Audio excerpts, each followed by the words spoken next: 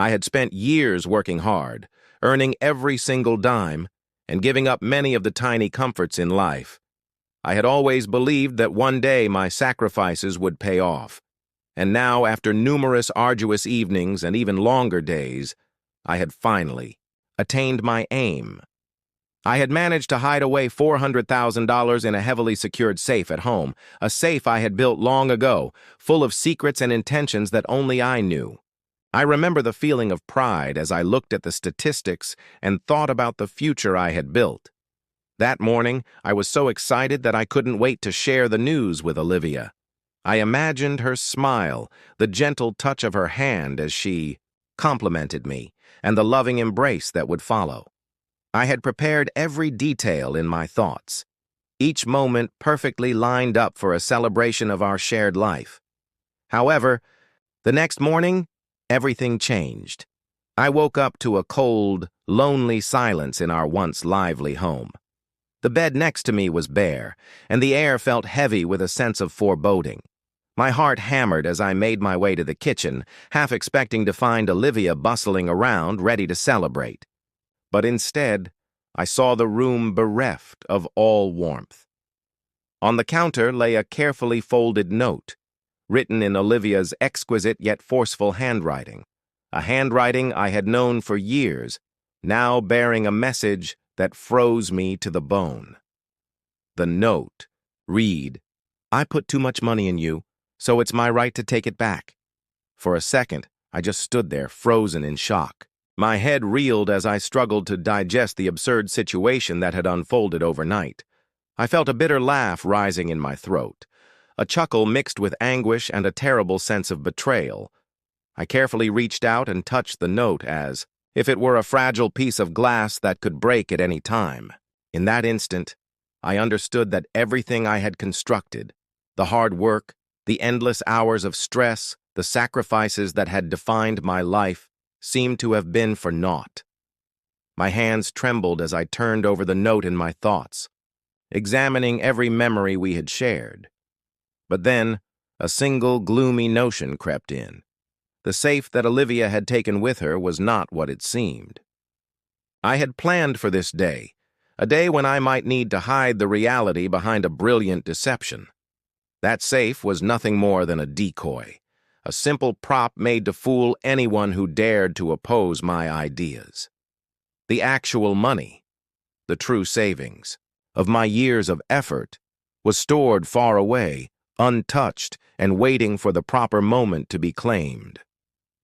As I stood there, the harsh irony of the scenario seeped in.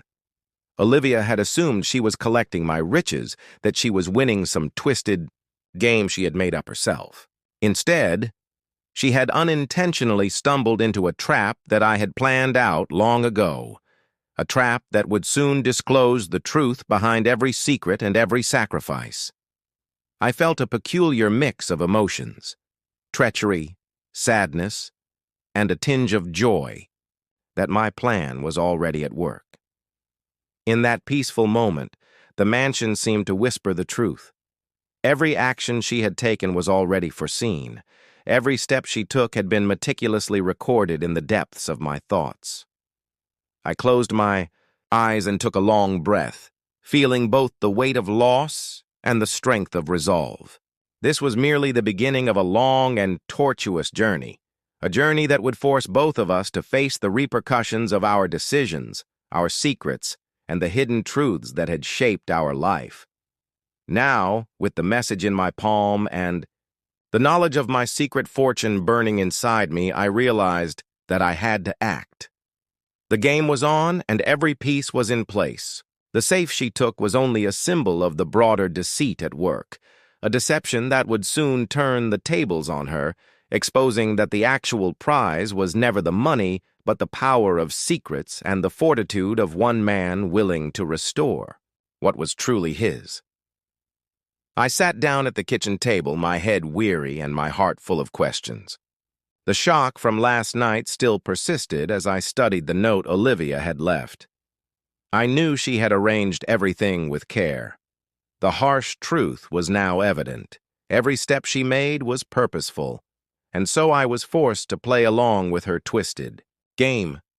I took a long breath and tried to steady my quivering hands. I had always trusted her, and now I had to accept that her actions were part of a wider strategy, one that I had predicted long, long ago. The false safe she snatched was nothing more than a distraction. I had placed the real money away in a secure area, safe from her false grip. As I sat there, lost in thought, my phone rang on the table. It was a message from Marcus, my best buddy and business partner. His words were brief, yet filled with concern. "Are you okay? You didn't show up." This morning, I felt a flood of confused feelings as I made a rapid reply. "Olivia's gone. She took the safe with her." There was a gap before Marcus reacted with disbelief, and I could hear the desperation in his tone when he asked, "You're kidding?" I wanted to say the same, but the truth was harder than I had ever imagined. I glanced at the note again, feeling that sardonic laugh building up inside me despite the ache. Marcus's encouragement reminded me that I was not alone, and as he offered help, I began to see the first glimmer of a plan formulating in my head. I determined that I would let her believe she had won a grand victory.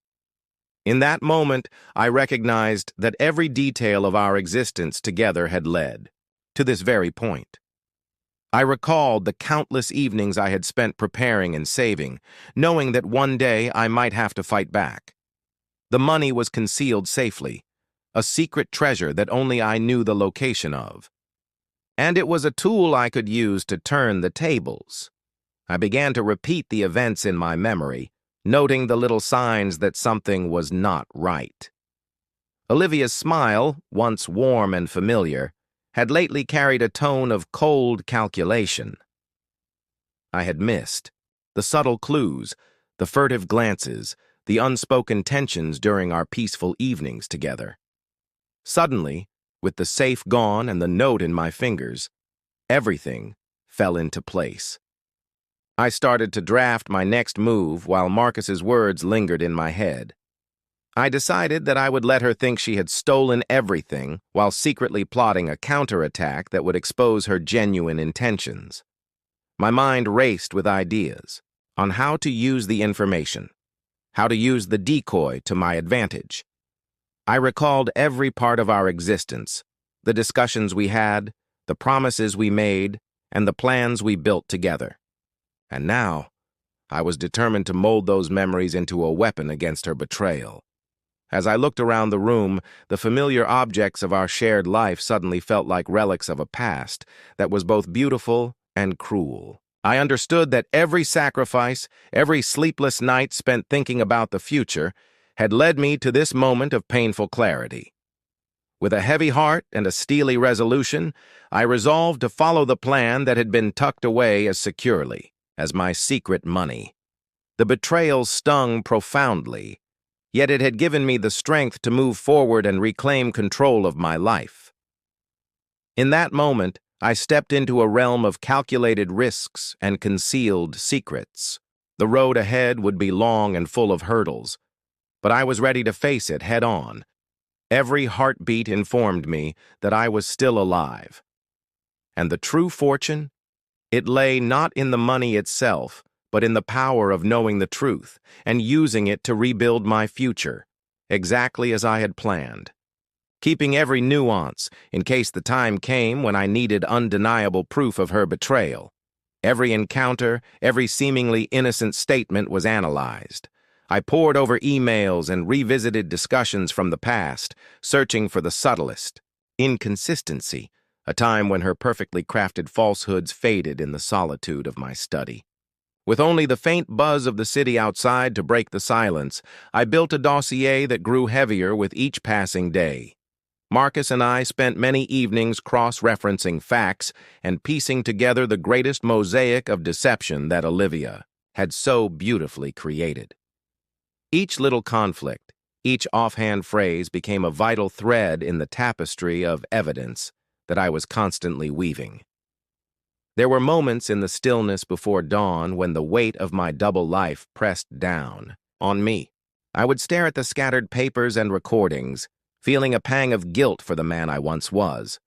a man who had believed fully in the pledges we had made.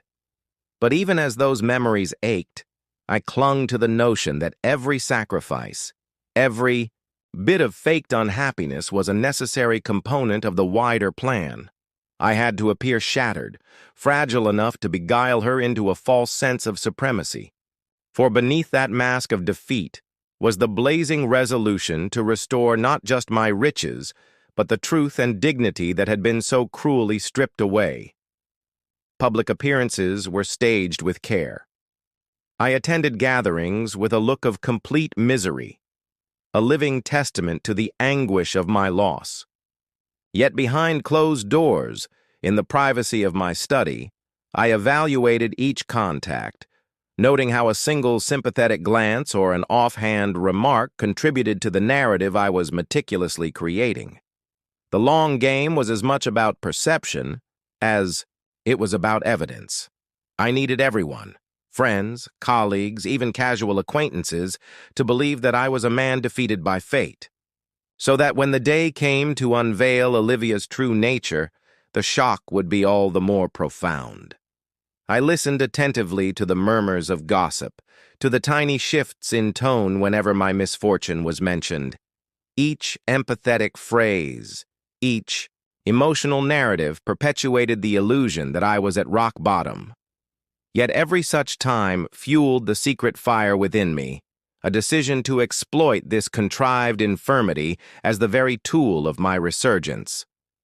The irony was not lost on me. The very exhibition of vulnerability that she expected to see would become the catalyst for her downfall. With each carefully planned message and every rehearsed moment of despair, I was not merely biding my time. I was turning her overconfidence against her. Now, as the first light of day burst over the horizon, I felt